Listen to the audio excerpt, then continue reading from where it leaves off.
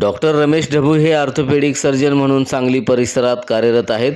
कर्मवीर पतसंस्था गेल्या 38 वर्षांपूर्वी सुरू केली. त्यावेळी ते कैलासवासी डॉक्टर आप्पासाहेब चोपडे चेअरमन, तर डॉक्टर रमेश ढबू हे व्हाईस चेअरमन म्हणून कार्यरत झाले.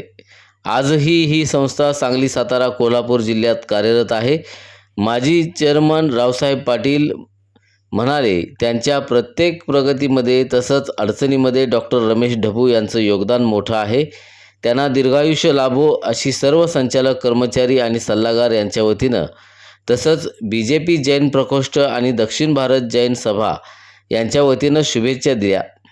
यावेळी चेंबर ऑफ कॉमर्सचे गव्हर्निंग संचालक अमित चिंचवडे, BJP जैन प्रकोष्ठचे प्रशांत गौंडाजे, जैन प्रकोष्ठ जिल्हाध्यक्ष महावीर पाटील तसंच कर्मवीर पतसंस्थेचे शाखाधिकारी, विभागीय अधिकारी, कर्मचारी, सेवक तसंच ग्राहक यांनी त्यांना वाढदिवसाच्या शुभेच्छा दिल्या.